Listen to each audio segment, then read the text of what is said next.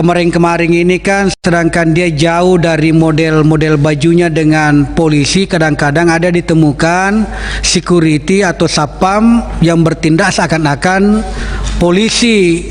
Ada dua kemungkinannya, menakut-nakuti masyarakat dan ada juga mungkin hal-hal lain. Itu Pak Wakapolri. Ini patut juga kita sampaikan karena biasa kejadian seperti itu. Jangan sampai Pak Wakapolri ini bertindak seakan-akan ini mumpung kalau kira-kira bisa mencegah terjadinya tindak pidana atau kriminal. Tetapi kalau dia sendiri yang tidak bisa menahan godaan sehingga seakan-akan bertindak sebagai polisi lalu mendapatkan sesuatu dari masyarakat, itu yang patut itu yang patut diantisipasi kira-kira di lapangan.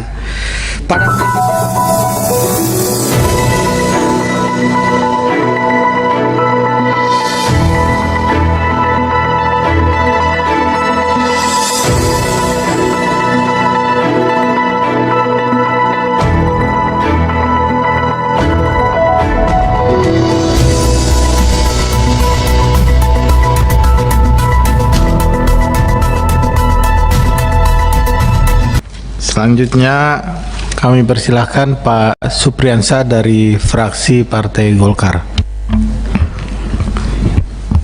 Terima kasih Pak Ketua Adis.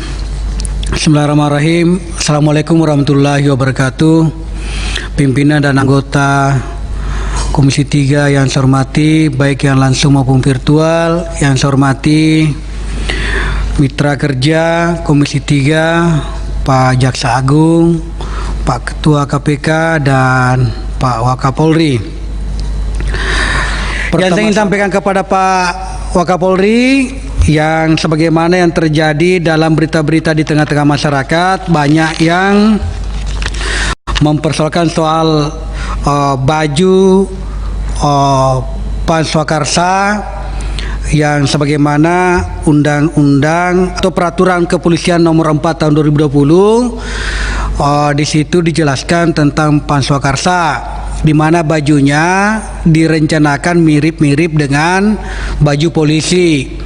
Apakah sudah pernah dipikirkan Pak Wakapolri, kemarin-kemarin ini kan sedangkan dia jauh dari model-model bajunya dengan polisi, kadang-kadang ada ditemukan security atau satpam yang bertindak seakan-akan polisi. Ada dua kemungkinannya, menakut-nakuti masyarakat dan ada juga mungkin hal-hal lain. Itu Pak Wakapolri. Ini patut juga kita sampaikan karena biasa kejadian seperti itu.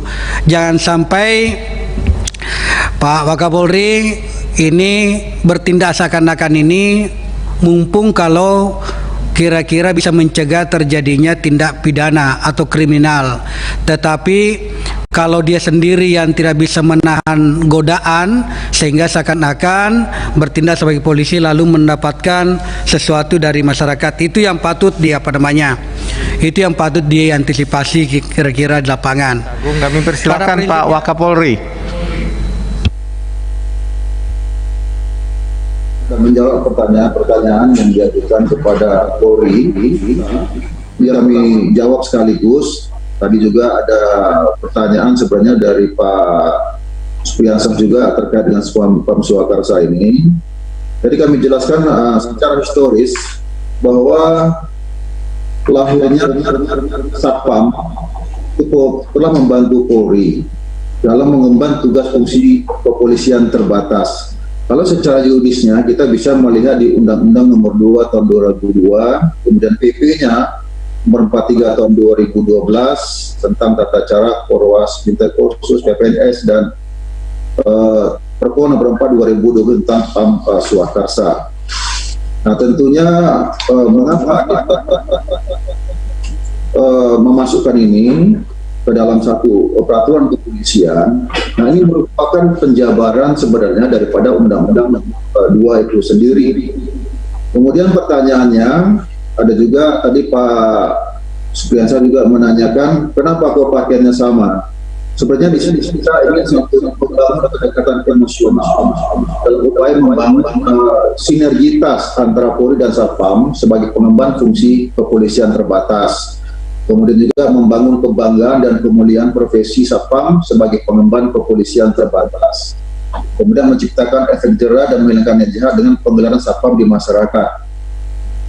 Kemudian tadi apakah mungkin tidak menutup kemungkinan mereka bisa melakukan tindakan sewenang-wenang atau menyalahgunakan kewenangan, pada tugasnya ada tugas kepolisian yang terbatas.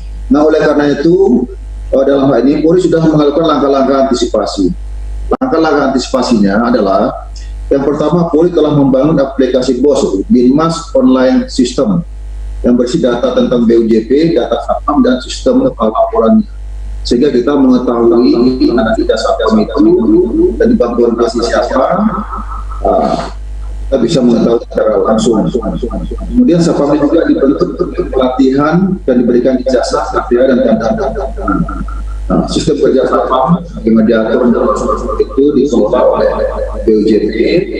Dan nanti Polri akan melakukan supervisi, asistensi dan melakukan monitoring dan dan audit BUJP-nya. Apabila memang ada pelanggaran-pelanggaran dan mereka tidak mampu mengendalikan, tentunya nanti ada sanksi-sanksi yang akan diberikan kepada kemudian juga ada perbedaan sebenarnya cukup dasar daripada seragam Satpam dengan seragam Polri tersebut.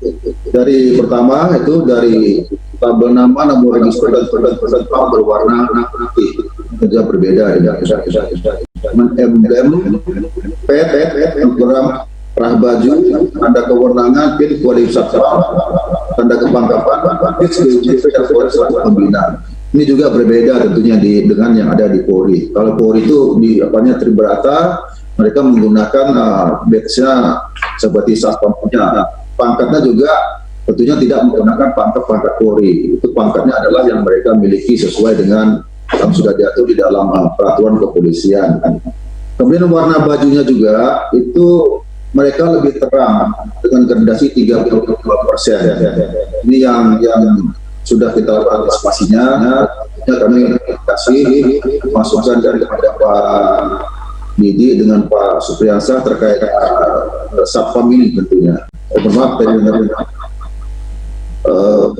Wihadi terkait dengan Satpam dan Pam Swakarsa. Pam Swakarsa ini kami ingin menambahkan sedikit kepada Pak Wihadi. Tentunya ini adalah suatu pengamanan yang datang dari masyarakat itu sendiri. Ada kesadaran masyarakat di samping tadi Satpam untuk lingkungan, tentunya juga di masyarakat namanya sistemling. Kalau kearifan lokal itu seperti di daerah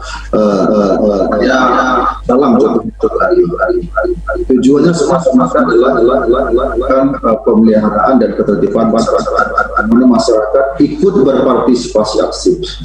Tidak ada tujuan lain daripada itu.